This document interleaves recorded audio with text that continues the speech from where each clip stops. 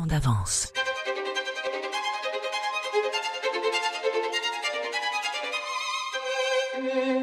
Le podcast des entreprises en mouvement. Bienvenue dans Temps d'avance, le podcast des entreprises en mouvement. Aujourd'hui, on parle de leadership d'opinion, de thought leadership, c'est-à-dire pourquoi et comment un dirigeant peut devenir une voix de référence dans son secteur.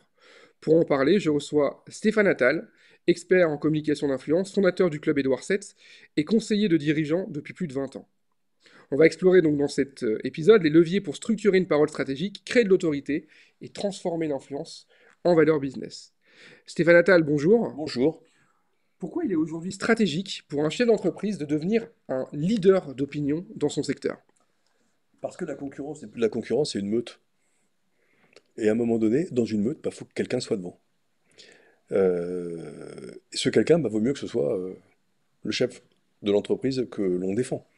Pour ça, il y a des outils, et il y a surtout des volontés, et surtout, je dirais, des prises de conscience.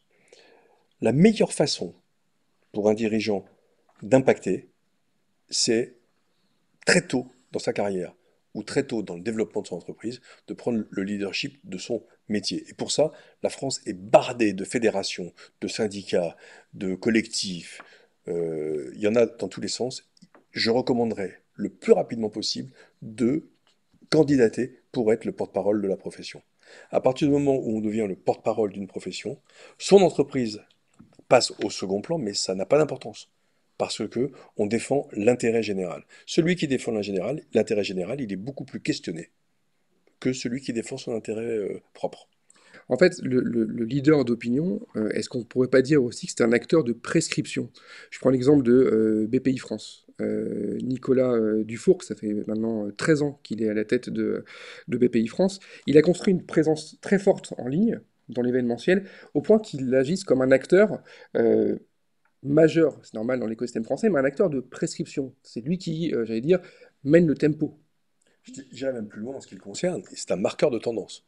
C'est-à-dire qu'il a l'habitude de prendre la parole X fois par an, et ses prises de parole sont des prises de parole tendancielles. C'est-à-dire quand il va annoncer que la BPI va investir tant de millions dans tel secteur d'activité, ça va donner à ce secteur d'activité un infléchissement de sa stratégie immédiat et tous les acteurs vont en profiter ou vont être obligés de suivre derrière lui. C'est exactement ça. Mais il n'y a pas que lui. On prend par exemple Michel-Édouard Leclerc. Si je reste dans un domaine que je connais bien, qui est la distribution. Michel-Édouard Leclerc, ça fait 60 ans que la famille Leclerc se positionne comme étant le porte-parole du pouvoir d'achat.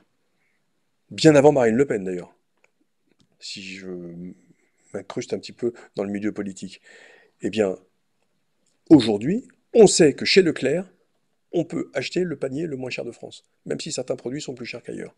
Pourquoi? Parce que c'est leur leitmotiv depuis toujours. En prenant cet étendard-là, eh bien, ils sont les premiers à être interrogés dès qu'il y a un problème d'inflation ou un problème de hausse des prix. C'est toujours Michel-Édouard Leclerc qu'on voit dans les médias. Vous disiez tout à l'heure que il faut commencer pour un chef d'entreprise très tôt. Très tôt à être en tête de meute, hein, c'est votre expression. Euh, Quels sont les ressorts pour asseoir, je veux dire, son autorité, mais sans paraître prétentieux ou opportuniste? Le problème, c'est que c'est le risque, en effet. Donc évidemment, il faut faire preuve d'humilité. Euh, mais les trublions ont quand même parfois du succès. Donc là, après, c'est un problème de personnalité.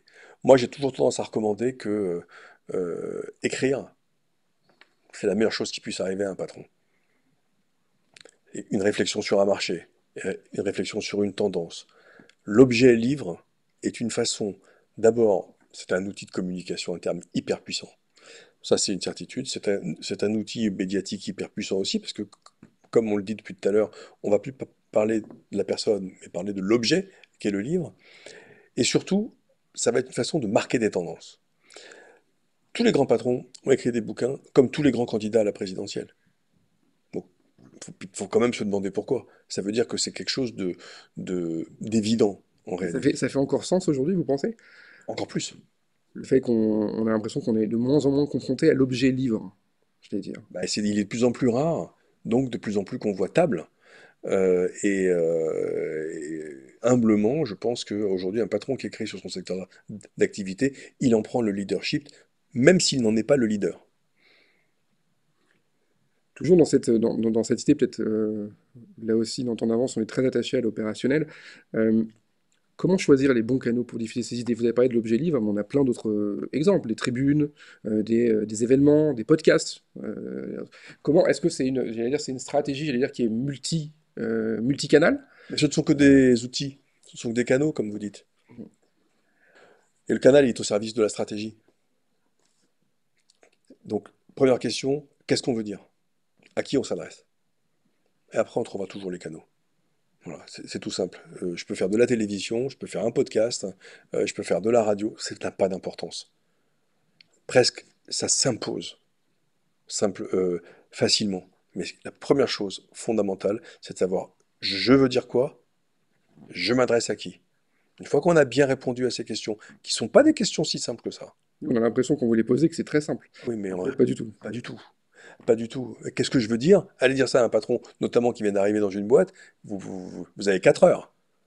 Parce qu'il va vouloir en dire dans tous les sens, s'adresser à tout le monde, etc., etc. Le rôle d'un communicant, c'est justement de l'aider à fixer ses priorités, de hiérarchiser, et après, eh ben, on va choisir les canaux. C'est tout simple. Effectivement, une tribune dans les médias, c'est très intéressant, mais pourquoi est-ce que le journal X, Le Figaro, l'Opinion, ou n'importe quoi, accepterait la tribune de tel ou tel patron?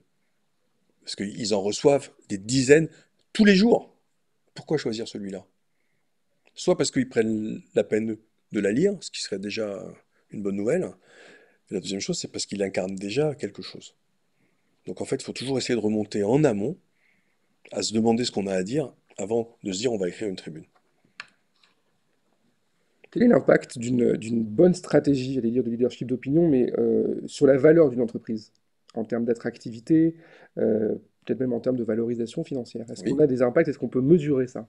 Je ne sais pas exactement si ça se mesure de façon complètement quantifiable. Ce que je sais, c'est qu'une entreprise dont on parle se vend plus cher qu'une entreprise dont on ne parle pas, même si elle est moins rentable que l'entreprise dont on ne parle pas. Ça, je l'ai vécu, je l'ai vu, notamment dans les secteurs de services et même dans la communication. Voilà. Parce que c'est un outil d'image et surtout c'est un trophée. S'offrir pour un groupe une entreprise dont on parle, c'est un trophée. On est vraiment dans un monde, j'allais dire, où on est de plus en plus dans une défiance à l'égard des institutions et, j'allais dire de manière, je sais pas, paradoxale, mais en même temps, on a besoin de voix fortes, expertes et humaines qui prennent ce relais des marques silencieuses. Euh, Est-ce que tu peux nous donner justement un exemple, on a parlé tout à l'heure de Michel-Édouard Leclerc, mais un exemple de chef d'entreprise que tu as peut-être suivi et qui a bâti une vraie dynamique d'influence dans son écosystème? Alors, je vais penser à quelqu'un que j'ai accompagné, ouais, qui s'appelle Serge Papin, et qui était le patron de Système U. Système U, à l'époque, était la marque la moins connue des enseignes de distribution, mais pas la moins successful. Ça manquait d'incarnation. Quand Serge Papin prend la présidence, après le fondateur, lui a tout de suite la vision qu'il faut aller porter le fer dans les médias contre Michel-Édouard Leclerc.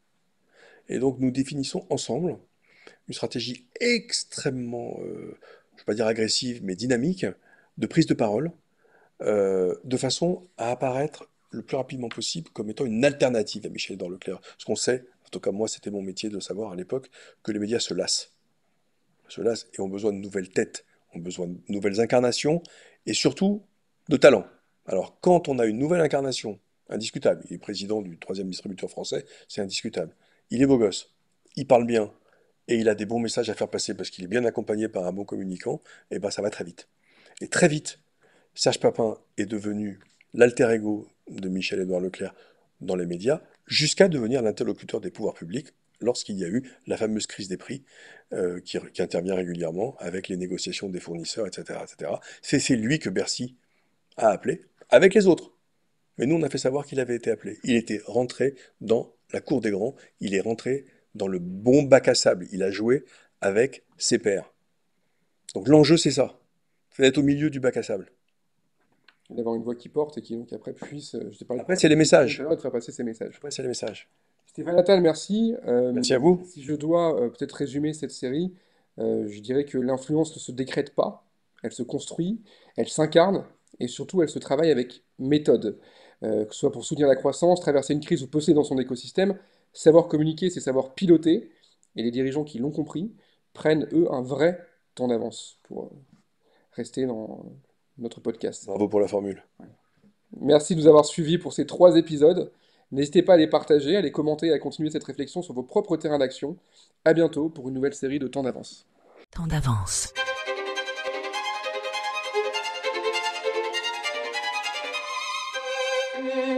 Le podcast des entreprises en mouvement.